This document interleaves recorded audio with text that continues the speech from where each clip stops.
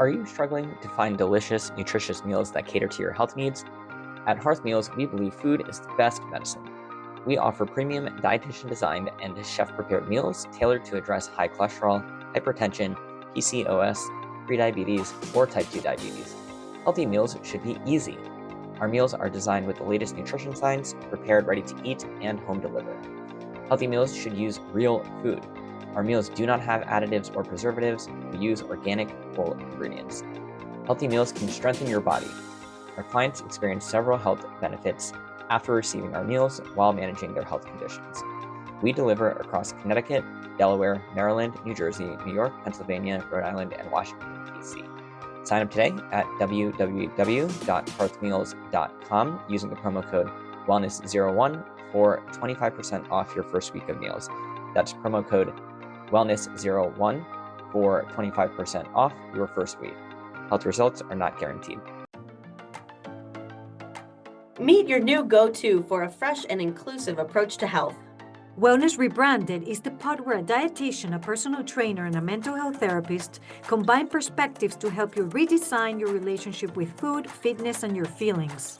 Whether we're serving up juicy stories, breaking down the latest research, or dropping practical tips, we'll leave you informed, inspired, and ready to take health-promoting action. We get you because we are you.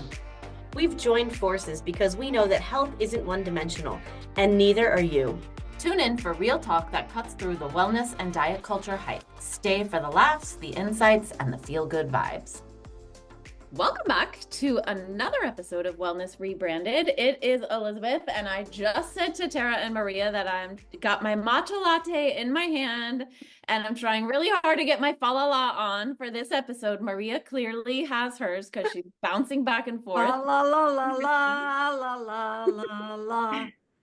So we thought it would be fun to chat holiday traditions today, and just a fun, lighthearted episode that will be a little boost to your well-being. You know what's so funny? When I was thinking about this episode, pretty much all of my holiday traditions revolve around food. Oh, well, I'm sure many of mine do also. Mm-hmm. So what's your favorite holiday tradition, Maria? From what country? Both. Oh, yeah, there you go. Both. From my native or from here? Drop them both on them. Both of them. Now, I'm also curious. Wow, now I'm thinking. I don't even think I have an answer. So I'll tell you one of mine from like when I was growing up. My parents hated that we would wake up at like 4 o'clock in the morning and be like, Santa came. So my parents go really hard on stockings, and to the point where our stockings at this point are like trash bags. And they wrap everything in it like with massive amounts of tape so that it takes us forever to get it open. Gosh. And they've been doing this since we were kids, although albeit less tape now because nobody wants to spend all day doing it. But when you start at 4 in the morning, all day is really kind of relative. So my parents put tons of stuff in the stocking. They wrap all of it, and they wrap it really well so that it takes forever, so that they can sleep in for another hour or two while we do our stockings before we come wake them up. So I think that is fun. I love that. That is a fun tradition. And have you carried it on with Maverick? I do wrap everything in the stocking, but he doesn't wake up super early. I don't want to jinx it for this year, but he'll let us sleep till 8 on Christmas, and I feel like that's fair. So I just wrap it normal. But if he starts waking up at 4 in the morning like Santa's here, oh, you better believe we're going to start duct taping the presents. So when I was a kid, I, of course, also used to wake up early, excited about Christmas morning. And at my house, Santa didn't wrap gifts. So there would be tons of presents under the tree that were there like all December as, they came in. But then on Christmas morning, it would be all the things that Santa brought, but they would be unwrapped. So you could immediately go downstairs and see what Santa brought you and start playing with it. And we could open up our stockings. Nothing was wrapped in the stockings either. And they did that, I think, because we used to have kind of family that came in from like just like an hour away or something. And so we would wait for them, and we always had to eat breakfast and wait for the family, and then, clean up the dishes and do all this stuff before we could go down and open presents. And of course, my brother and I and my sister were like, can we open them? Can we open them? And we had to wait hours until being able to open them. But at least we could play with our things from Santa. Yeah. I can't imagine making your kids wait hours to open their presents. Yeah, I mean, now as an adult with 3 kids, I mean, they're grown now, but when my kids were small, I don't even think I could have physically restrained them from opening the presents until 1 in the afternoon. Like, there's no way that was gonna fly, but somehow my Right. parents did. We were very well trained. Yeah. Okay, I thought of something. So yeah, listening to Tara talking about stockings, I didn't grow up with stockings. That was not something that we had in Venezuela. It was the Christmas tree with the gifts, but stockings was something I adopted here, and I like is like those extra little presents that for me are easier to buy and find. And then, in my house we leave them at the end. So it's like Oh, at those the end? extra. Mhm. Interesting. Yeah. We do. I don't know. My kids open their big gifts first and then go through the stockings. Oh, stockings always come first in our house. Oh, Hey, really? Maria, by the way, I thought of you yesterday because I got a Christmas card in the mail from like my financial planner who I never see. And guess what I did with it? You kept it in a box and framed it to put it in your living room? I did not actually. I just right in the recycling bin. Mm-hmm. Mm-hmm. If you don't know what we're talking about, please go back and listen to our 2 episodes ago. I must confess, I have not looked at Christmas cards the same since that. I haven't either. I'm sorry, or you're welcome. I don't know what to say. Okay, but we interrupted you. So stockings come last, and you've now Okay, adopted. so stockings is something I like here, and something I guess I liked from Venezuela is we celebrate big time New Year's Eve. Like it was a shock for me to come here and realize that New Year's Eve is not a big thing. I mean, not Have you been to Times Square on New Year's Eve? well, I mean, yes, but that's Times Square. But I mean, like commonly in people's Yeah, you're houses right. over Okay, there, show of hands, who usually stays awake until midnight on New Year's Eve? not anymore. I mean, at what age? So like I'm Elizabeth? 50-50. Sometimes I do. I try but not to. My best New Year's Eve, I am not awake to see it. It always feels a little anticlimactic to me, like, oh, the ball dropped. Can we go to bed now? I mean, I used to, but now I'm in bed like at 9 p.m. every day. That includes New Year's Eve. But if I have plans, which is almost never, then I'll stay awake. Like this year, we have family friends visiting, and they're gonna be here in my house for New Year, so we will stay up. But I'll So be what do you do yawning. in Venezuela on New Year's Eve? So you go to somebody's house, it's a big party. There's fireworks everywhere because they're not illegal like here. And every single firework that you can imagine as strong as they are, you buy them anywhere. So there's fireworks going from like, I don't know, 11 p.m. all the way to 4 a.m. Okay, like boom, boom, but you don't sleep. And then it's getting together and celebrating. And then there's so many things that you do that night that they're funny and silly. Like But what? well, Yeah. like, okay, so let's imagine you guys are coming over to my house in Venezuela for New Year's Eve, okay? You're Okay. invited. I We feel should do pressured. this. What should I wear? Okay, you have to wear yellow underwear. Okay? Seriously? Yes. Yellow So, underwear. yes. Where do you even Well, find first that? I have to go shopping. Nobody finds it. You don't have to. I didn't, but it's kind of like, oh yeah, you wear yellow underwear because supposedly it brings luck into the new year, so you wear it on New Year's Eve, right? Oh, okay. Okay. Uh-huh. Then you, at some point in the New Year's Eve, my family did this every time. So silly now that I look back.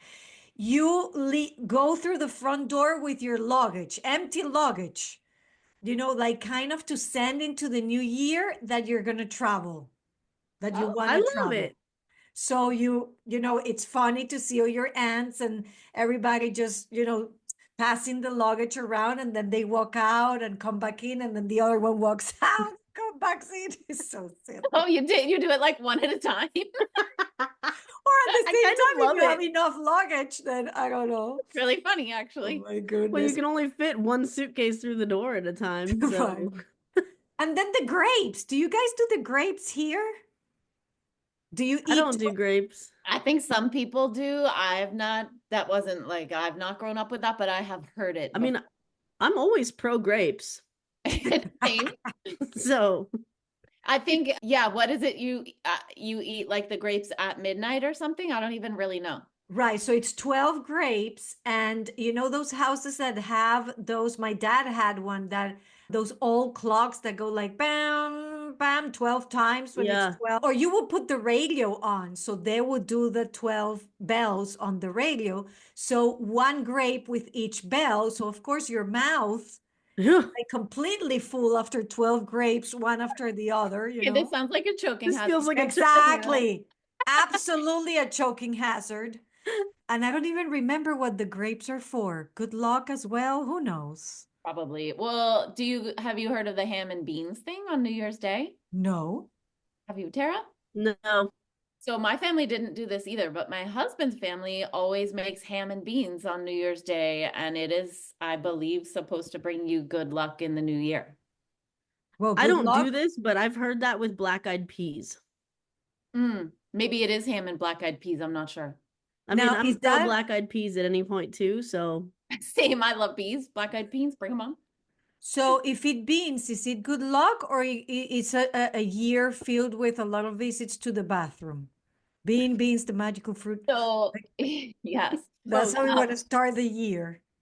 I feel like this is the time when I should tell people that I just yesterday shared a blog on my website about 22 ways Yes. to eat more beans and why you might want to, because beans are having a major moment right now. I always love beans, but if you are looking to add more fiber and beans, go check out that article on my blog because I literally shared 22 ways to add beans to your meals. But now that you're asking that, Maria, I think maybe it's not good luck, maybe it's prosperity, because I know it has something to do with like beans are an inexpensive food, and I think it's tied to prosperity. I should have looked it up before we got on here, but Mm-hmm. all right. Well, so I'm in to come to your New Year's party. I'm gonna look for some yellow undies. Maria, let me ask you a question about Christmas Eve in Venezuela.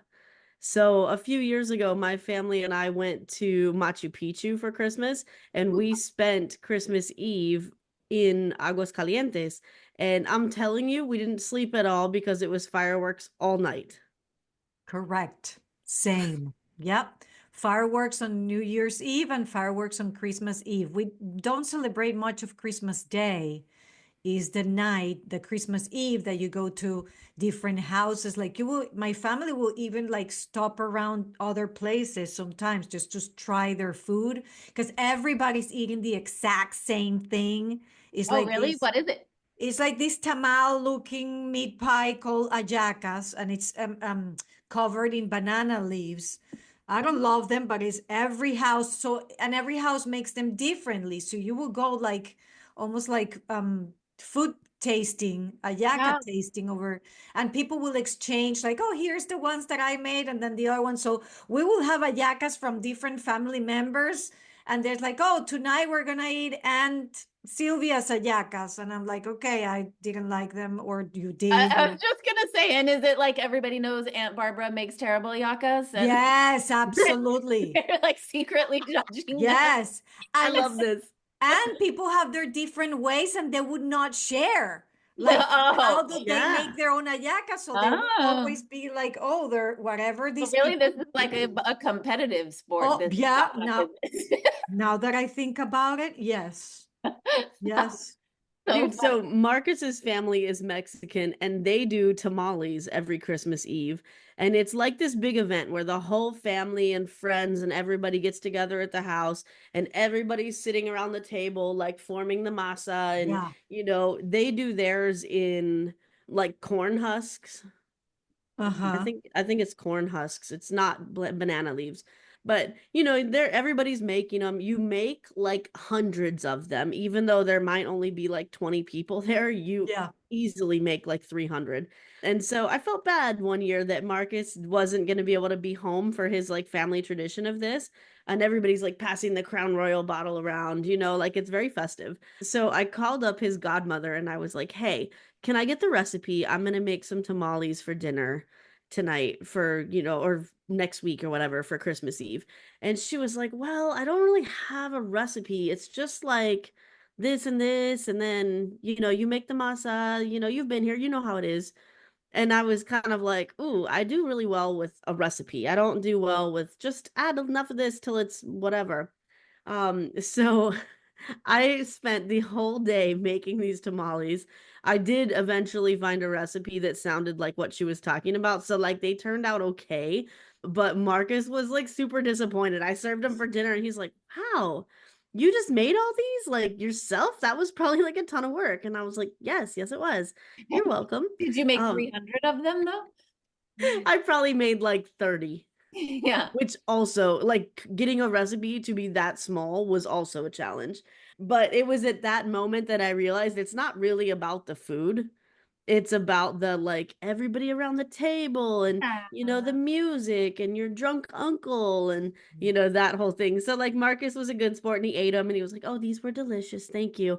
But it was definitely not the same tradition. I can't help but think about how like so many holiday traditions really revolve around food, and I'm like that's just a testament for having a healthy relationship with food, right? So that you really truly can enjoy those things and have fun and not be stressing about the calories or the scale or and like I always tell it just ties into our message of whole health and the way of like, yeah, being able to enjoy that and be present and have it be fun, not this stressful thing because of, Mm-hmm. disordered eating habits. Like that is part of whole health. Like food is nutrients, but it's tradition and it's culture. Yeah. Sitting around the table with all the people and judging judging the yakas. Maybe not that, but No, but that's a good point because how many times, and we've talked about this in this episode before, in this podcast, even how this new messaging of what healthy means can also impact traditions that have been happening for years. Because then I hear you talk, and I remember a few people, like maybe two, trying to make hallacas healthier, and everybody healthier, meaning like, oh, we're gonna do it with chicken instead of beef, or we're gonna add this or that, and everybody's like, no, like what, like it's not only the flavor, it's the whole tradition of there's a way to make them, and all of them are similar in a way that it yeah. impacts And there's culture too. value in those traditions. Yeah. Mm-hmm. And it's not to say you can't ever make healthy tweaks to a recipe, but I think it can get carried away and just that whole health message gets lost. Mm-hmm. It's what Mm-hmm. Yeah. it was like so at the forefront of my mind as you guys were talking. Mm. What else? What are your other favorite holiday traditions? Well, you know that in Venezuela we don't have Santa. Do you have Saint Nicholas? No, no, no. It's no, there's So no literally Santa. no version of that. No, no version of that is baby Jesus, because in Venezuela, I mean, 98% of the population is Catholic. Mhm. So it's baby Jesus. I grew up making letters to baby Jesus, and baby Jesus is the one who comes and bring the gift to the tree. So Oh, when I I mean, came, valid, right? Santa, if he has to go to all the countries, at least he doesn't have to do Venezuela. right, one less country to go to. But I remember I had to change when I came here, and then I had my kids, because in my head is a Oh. letter to baby Jesus. And my husband is Um, like, what? To whom? What? What? we call those prayers.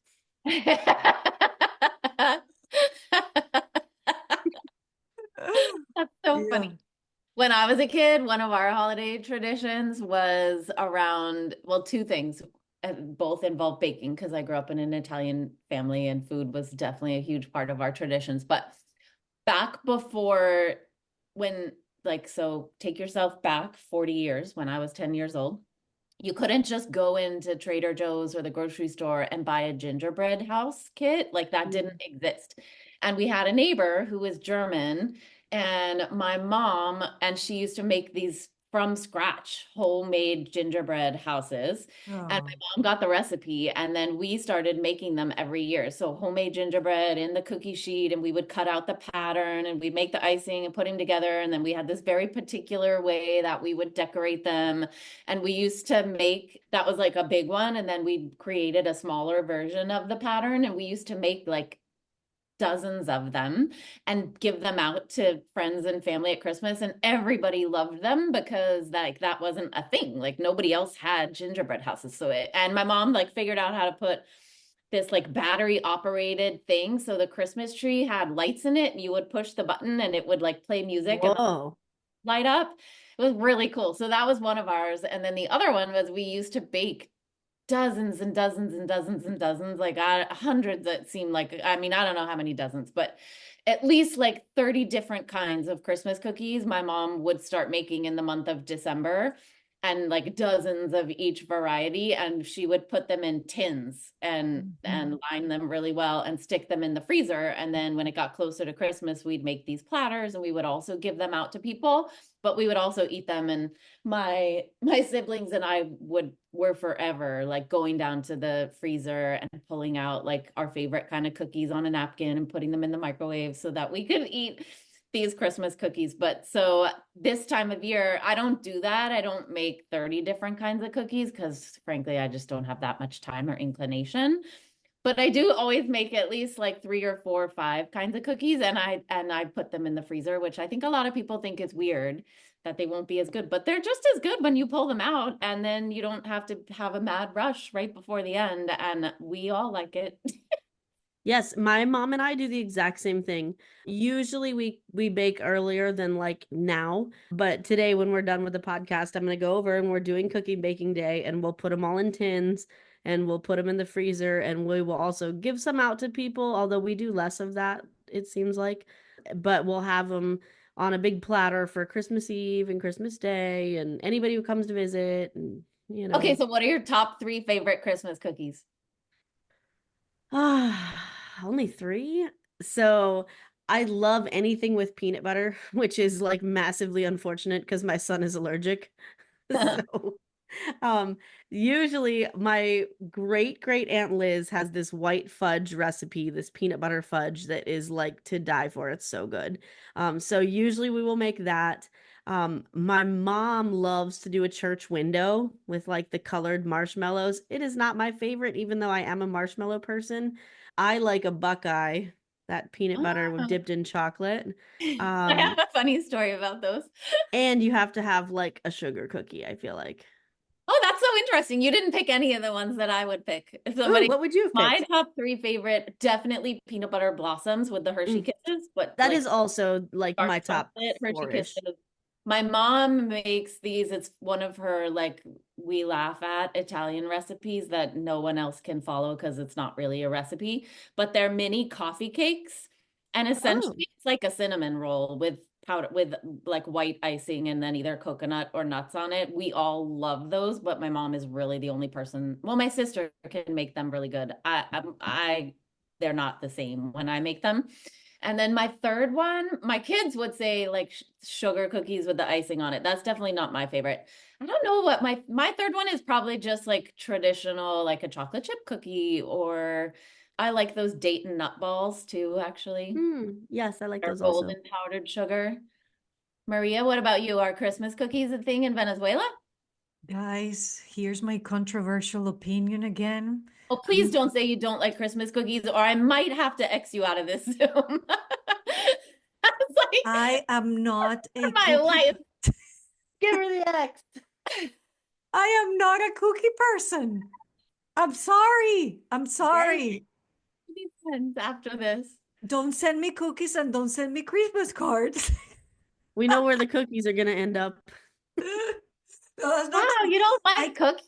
I mean, I can eat cookies, but it's not, I mean, I don't love, yeah, it's not my thing.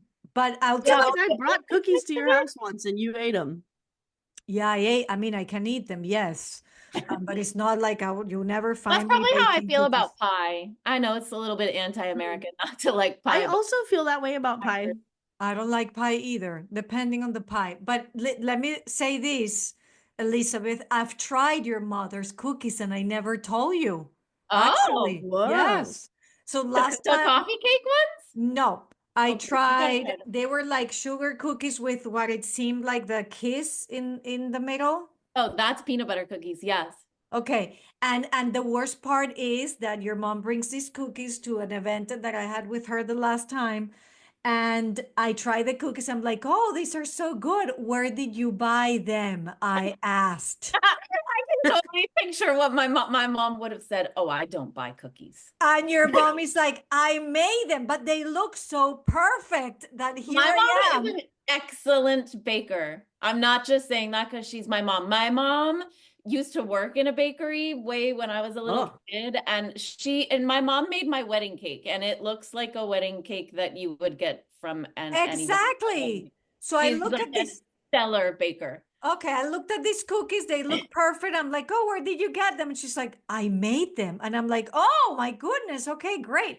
And then she offered me to take some home. But by the time the event was over, I went over and everybody ate those. They were gone. They were gone. So I whew. couldn't bring any home. Saved by the hungry masses. Well, Maria happens to live in my mom's neighborhood, so you should ask her to bring you some coffee cake cookies.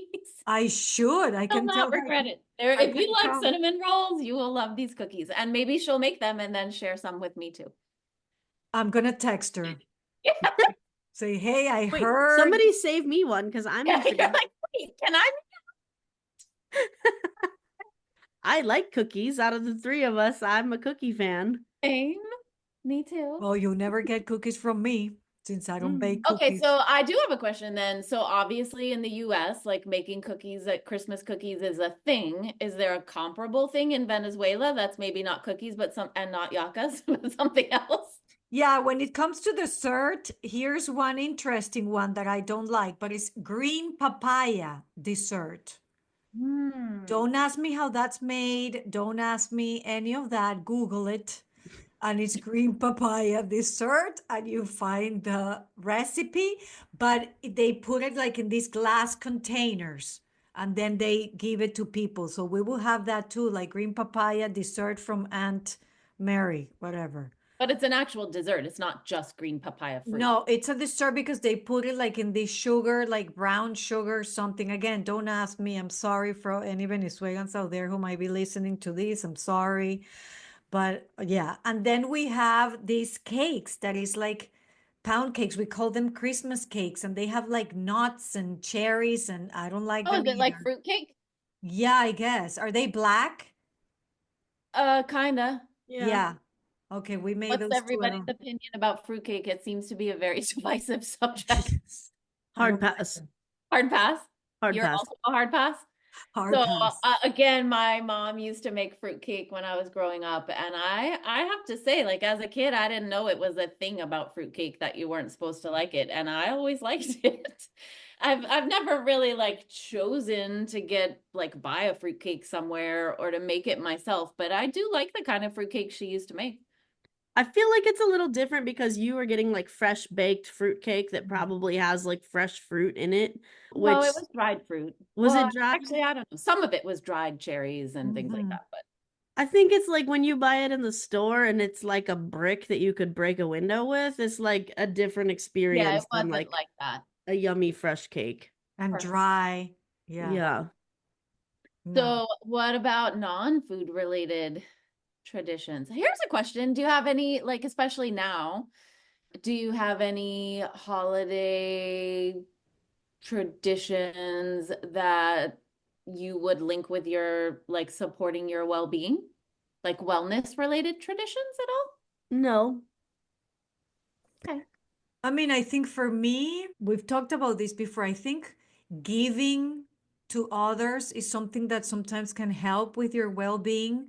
And I find it joyful and good for my well being. Like, for example, when I make a little card for the lady who brings her mail that has been the same lady for years. Yeah. And then when I see her truck, then I run out my front door and I stop her and then was like, hey, this is for you. And then we put some money in there and write her a nice card of how much we appreciate what she does. Same with the UPS guys, been the same UPS guy. So I think that brings me joy, like to, to make this stuff for people that I love and want to show appreciation is that time of the year where I don't know, do something extra. So I think that helps with my well-being. It brings, that sense of community and friendship and love. And I Yeah, like it. totally agree. Yeah. Mhm. I think I didn't really consider that wellness, but we kind of do that too. We have like a box on our porch of like snacks and drinks and beers and whatever that we'll leave for like the delivery people. And sometimes they take some and sometimes not. Mm. And we usually give something to the trash men. We like leave like a 6-pack of beer on the trash with a card that says like, oh, thanks so much. Usually that's Marcus's doing, but yeah. I didn't really consider that well-being, but we do try to like be more service oriented at this time of year. Mavs had a lesson a couple weeks ago at church about being like an angel on earth and being a blessing to others. So he's like really into it this year and he's like, "Mom, we have to do our angel thing." And I'm like, "Okay, like what you want to do?" And so he picks out some really wild stuff to do. So we're doing it. What about you, Elizabeth? Wellness related. Well, we do things like you guys just mentioned, also like giving back kind of things at this time of year for sure. And also, I guess what my mind was just going to honestly just the social connection. Like, even though sometimes it's overwhelming, all the things that happen at the holidays and the events and different things, but I think I really one of my love languages, I think, is quality time with people. And so if there's a way to spend quality time with people, this time of year, that fills my cup for sure. And my well-being, I would say. Mm-hmm. I also like the pause. I don't know if I know it's busy and thinking of gifts and all that, but it's also like a pause because then school is out and maybe Yeah. work is not as busy for many people. And so just, laying down in the living room with a fireplace and looking at the stockings and the lights of the Christmas tree. I mean, that brings me joy. I love sitting in my couch and look at those lights and I make them, how do you say, like tinkle? No, that's not the word. I'm sure tinkle means something else. We do that in the bathroom, but Twinkle. Twinkle. twinkle. What's funny is like I was trying to think, like, what word is she thinking of? Twinkle. Duh. No, there's another word when you make them go on and off. What's the word? Blinking, blinking, Thinking, yes. blinking lights. Tinkle. Yeah. I'm with you actually. That reminds me that so you guys know that I try really hard to have a meditation practice and my favorite time to do it is first thing in the morning. And this time of year, I really do like to kind of do it around the Christmas tree.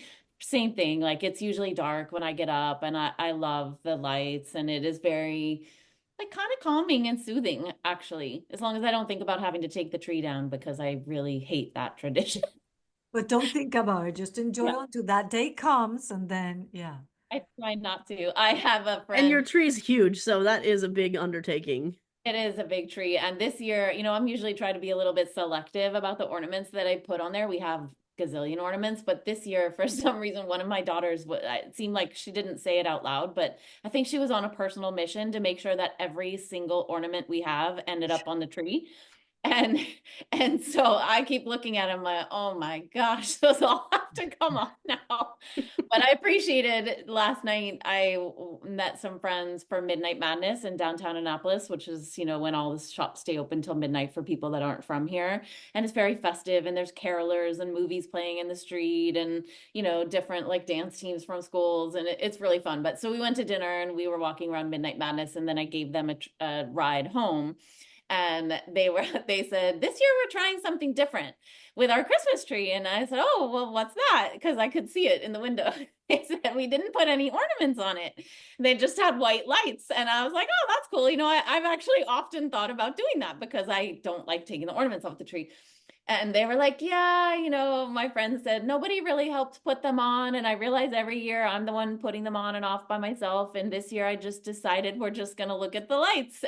And um and I was like, you know what? I think I'm gonna try that next year and see how it goes. But we were laughing because this particular friend also is almost always the very first holiday card that I receive is from her after Thanksgiving, and they have like the beautiful wax stamp at the back that, and it's always a beautiful card. And so as I was driving away, I hollered out to them out the window.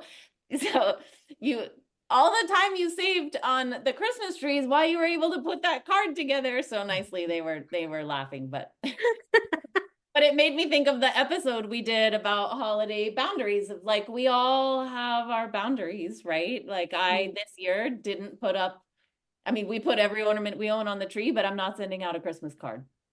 And so And how that is okay. How yeah. redesigning or rethinking how you want to do things is perfectly fine as long as it goes with what you want to do and it makes you feel better and less pressure. Do it. Yeah. Why not? I'm like the opposite where I'm a total ornament person and I will like take the ornaments out and like cry at half of them. Like I love the ornaments and putting them on the tree, but I also like the lights too. We've done like colorful lights every year because Marcus likes it, but I'm a white light person. So this year it's the same lights. I just can't find the clicker to change it to colorful. So they're white and I love I it. should clarify, I like the ornaments, and ours are definitely all the sentimental ornaments. Like many of them are from when I was a child or my husband was a child. And like, we got ones every year when the kids were born. Like they are sentimental. I like them. I just don't like putting them off, taking them Yeah, off. Agree. I get it. Hey, Tara, is this a regular tree or your palm tree? This is a real tree this year. It's my first one in 4 years because Mavs is into it now and he helped me decorate. So the bottom and the front are very well done.